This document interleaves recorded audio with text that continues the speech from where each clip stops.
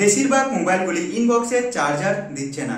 Google, Apple এছাড়াও Samsung এর মতো কোম্পানি। তবে এই কোম্পানিগুলি চার্জার না দিলেও এখন কিছুদিন পরে শুরু করবে চাইনিজ ব্র্যান্ডগুলি তার ইনবক্সে চার্জার দিবে না। ওপো, ভিভো, রিয়েলমি এছাড়া এমআই এর মতো ব্র্যান্ডগুলি তারা অ্যানাউন্স করে দিয়েছে যে পরবর্তী সময়ে যে সমস্ত মোবাইল বেরোবে সেই সমস্ত মোবাইলের ইনবক্সে আর কোনো চার্জার প্রোভাইড করবে না। যেমন স্যামসাং, অ্যাপেল কিংবা গুগলের ফোন চার্জ করার জন্য এক্সট্রা চার্জার কিনতে হয়, তেমনি এই চাইনিজ ব্র্যান্ডের মোবাইলগুলিও চার্জ করার জন্য এক্সট্রা টাকা দিয়ে চার্জার কিনতে হবে।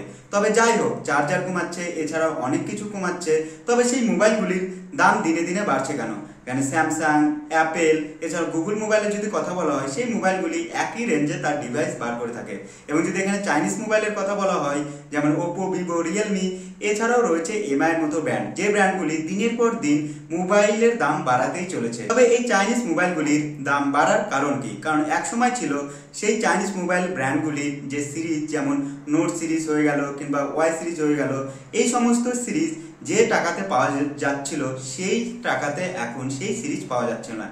এক্সাম্পল হিসাবে রেডমির কথা যদি বলা যায়, রেডমি প্রথমে নিয়ে এসেছিল 1S, 2S, 3S এইভাবে বিভিন্ন ধরনের ফোন নিয়ে আসে। তবে সেই মোবাইলগুলির যদি দাম দেখা যায়, সেগুলি 4000 থেকে 5000-এর মধ্যে হয়ে থাকতো। এবং 5 সিরিজের যদি কথা বলা হয়, 5 সিরিজের মোবাইলগুলি যেমন note series, note pro, 5 note pro এগুলি মোবাইলের দাম 15000-এর মধ্যে ছিল। এবং এরপরে যদি 6 সিরিজের কথা বলা হয় রেডমির, সেগুলি 15000-এর মধ্যেই বের করেছিল। এবং 7 সিরিজ, সেটি নোট প্রো, 7 নোট প্রো এবং 7 সেগুলি 15 থেকে 17,000-এর মধ্যে পাওয়া যাচ্ছিল। তেমনি রেডমি নোট 9 এর যে ফোনগুলি ছিল সেই সিরিজও ঠিক দামই রেখেছিল। এবং 9 এর পরে যে 10 এবং 11 আসলো, সেই মোবাইলগুলির দাম হাইফাই করে দিল। এখন যদি একটি রেডমি নোট সিরিজের ফোন নিতে যান, আপনাদের পকেট থেকে 25 থেকে 30,000 টাকা দিতে হবে। কারণ সেই সিরিজের মোবাইলগুলি একসময় ছিল 15 থেকে 17,000-এর মধ্যে পাওয়া যাচ্ছিল। তবে দিনের পর দিন এই মোবাইল ব্র্যান্ডগুলি এইভাবে মোবাইলের প্রাইস বাড়াচ্ছে কেন? শুধু এখানে এমআই নয়, এছাড়াও যদি আরো অন্যান্য ব্র্যান্ডের কথা বলেন, যেমন ভিভো হয়ে গেল, ওপো হয়ে গেল, এছাড়াও আইকিউ হয়ে গেল, এছাড়াও ওয়ানপ্লাসের মতো ব্র্যান্ড তার নতুন সিরিজ নিয়ে আসছে, সেই সিরিজগুলিতেও প্রচুর পরিমাণে টাকার ডিমান্ড করছে। তো দিনের পর দিন এই মোবাইলগুলির দাম বাড়তে থাকলে আদৌ কি ইউজাররা এই চাইনিজ মোবাইল ব্যবহার করবে, না স্যামসাং, অ্যাপেল এবং গুগল কোম্পানির মতো কিংবা মোটরোলা কোম্পানির মতো সেই মোবাইলগুলি ইউজাররা ব্যবহার করবে? তো চলুন আগে দেখে নিই যে এই চাইনিজ ব্র্যান্ডগুলির দাম ধীরে ধীরে বাড়ার কারণ কি। দিনের পর দিন বিভিন্ন টেকনোলজির ইনোভেশন হচ্ছে কিংবা মোবাইলে বিভিন্ন ধরনের এআই ইনবিল্ট হচ্ছে, তার সঙ্গে তাল মিলিয়ে মোবাইলের টেকনোলজি এবং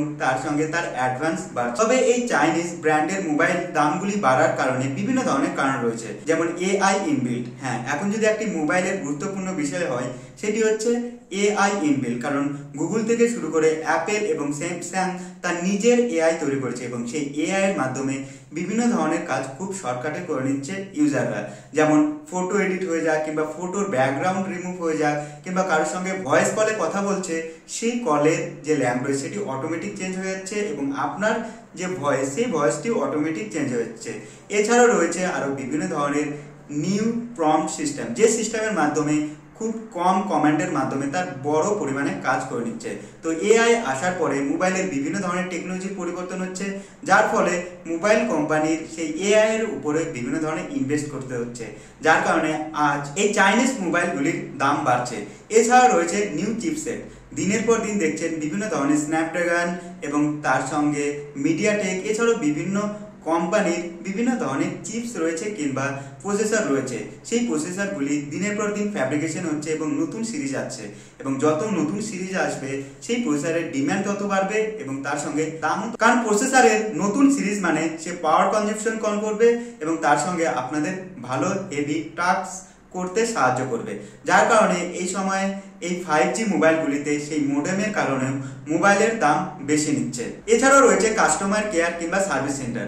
প্রথমে যখন এমআই, ভিভো, ওপো যখন ফোনগুলি নিয়ে এসেছিল, সেই ফোনগুলির বিভিন্ন শহরে বিভিন্ন ধরনের স্টোর ছিল, বেশিরভাগ ওপো এবং ভিভো। তবে যদি সার্ভিস সেন্টারের কথা বলা হয়, তাদের কোনো অথেন্টিক সার্ভিস সেন্টার ছিল না। বিভিন্ন ধরনের থার্ড পার্টি যে সার্ভিস সেন্টারগুলি হয়ে থাকে, সেই থার্ড পার্টি সার্ভিস সেন্টারের মাধ্যমে সেই মোবাইলগুলিকে সার্ভিস করে থাকতো। তবে সেখানে ইউজাররা স্যাটিসফ্যাকশন সার্ভিস পেত না, কারণ সেখানে চার্জ বেশি নিয়ে থাকতো এবং তার সঙ্গে ওয়ারেন্টি টাইম মতো পেত না। তো এই কারণে বিভিন্ন ধরনের প্রবলেম হচ্ছিল সেই চাইনিজ ব্র্যান্ডগুলির সঙ্গে। এবং এই প্রবলেমের সমাধান করার জন্য বিভিন্ন ধরনের চাইনিজ ব্র্যান্ড কোম্পানিগুলো বিভিন্ন দেশে কিংবা বিভিন্ন সিটিতে বিভিন্ন ধরনের সার্ভিস সেন্টার দিয়েছে, যেটি অথেন্টিক সার্ভিস সেন্টার, এবং এই সার্ভিস সেন্টার বসানোর জন্য সেই কোম্পানির প্রচুর পরিমাণে টাকা ইনভেস্ট করতে হয়েছে এবং তার সঙ্গে বিভিন্ন ধরনের টেকনোলজি অ্যাড করতে হয়েছে, যার কারণে এই টাকাগুলি উঠানোর জন্য ইউজারদের কাছ থেকে এই মোবাইলগুলির দাম বাড়িয়ে দিচ্ছে এবং এইভাবে ইউজারদের কাছ থেকে তার ইনভেস্ট করা যে টাকা সেটি উঠিয়ে নিচ্ছে। এছাড়াও রয়েছে মার্কেট ডিম্যান্ড। এখন যদি আপনারা একটি ভালো স্যামসাং মোবাইল নিতে চান, সেটির দাম 50,000-এর ঘরে পড়ে যাবে। তার সঙ্গে ক্যামেরা ভালো পেয়ে যাবেন, প্রসেসর পেয়ে যাবেন, এক কথায় বলা যায় সমস্ত কিছু ভালো পেয়ে যাবেন। যদি অ্যাপেলের কথা বলা হয়, সেটিও 70 থেকে 60,000-এর মধ্যে একটি অ্যাপেল মোবাইল পেয়ে যাবেন, এবং গুগলের কথা বললে 40 থেকে 50,000-এর মধ্যে একটি গুগল ফোন পেয়ে যাবেন। তবে একটি ইউজার চাইনিজ ফোন কেন নেয়? একটি ইউজার চাইনিজ ফোন এই কারণে নেয় যে একটি কম দামের মধ্যে তার একটি ভালো ক্যামেরা হবে, ভালো গেমিং পারফরমেন্স হবে, ডিসপ্লে ভালো হবে। এইগুলি কারণের জন্য একটি ইউজার সেই চাইনিজ মোবাইল নিয়ে থাকে। তবে এই চাইনিজ মোবাইল দিনের পর দিন ডিম্যান্ড বাড়ছে এবং ডিম্যান্ড বাড়ার কারণে সেই মোবাইল কোম্পানিগুলি সেই মোবাইলের দাম বাড়িয়ে দিচ্ছে, কারণ ডিম্যান্ড বাড়লে মোবাইলের দাম বাড়ালেও ইউজাররা সেই মোবাইল কিনে থাকবে, যার কারণে এই দিনের পর দিন এই চাইনিজ মোবাইল ব্র্যান্ডগুলি সেই মোবাইলের দাম বাড়াচ্ছে। এবং এখন দেখা যাচ্ছে যে শাওমির যে মোবাইলগুলি সেগুলি স্যামসাং এবং তার সঙ্গে গুগল এবং তার সঙ্গে অ্যাপেল এই সমস্ত ফোনকে কম্পেয়ার করার জন্য শাওমির বিভিন্ন ধরনের সিরিজ নিয়ে আসছে, এবং শাওমি সিভিক 14, 15 এই ফোনগুলির দাম প্রায় 1 লাখের উপরে। হ্যাঁ, শুধু 1 লাখের উপরে হলেই হবে না, এই ফোনের ভালো ক্যামেরা দিয়েছে, তার সঙ্গে বিভিন্ন ধরনের ক্যামেরার সাপোর্ট দিয়েছে, ডিসপ্লে ভালো দিয়েছে। এক কথায় বলা যায় আইফোনে যে সমস্ত ক্যামেরা পেয়ে যান কিংবা স্যামসাং ফোনে আলট্রাতে যে সমস্ত ক্যামেরা পেয়ে যান, সেই সমস্ত ক্যামেরার সাপোর্ট দিয়েছে। তবে এই চাইনিজ ব্র্যান্ডগুলি 50 থেকে 60,000 কিংবা 1 লাখের মধ্যে ফোন যদি বার করে থাকে, সেই ফোনগুলি চলে না,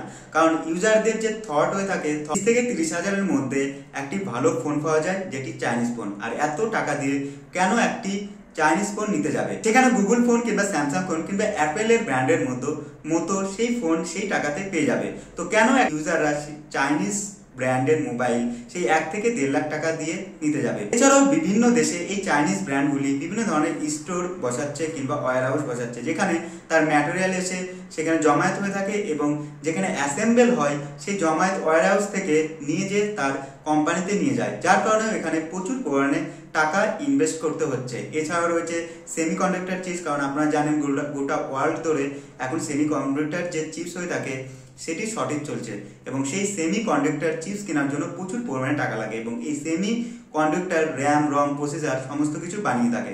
তো এইগুলি কারণের জন্য আজ এই চাইনিজ মোবাইলগুলির ডিম্যান্ড বাড়ছে এবং যার কারণে এই মোবাইলগুলির দামও বাড়ছে।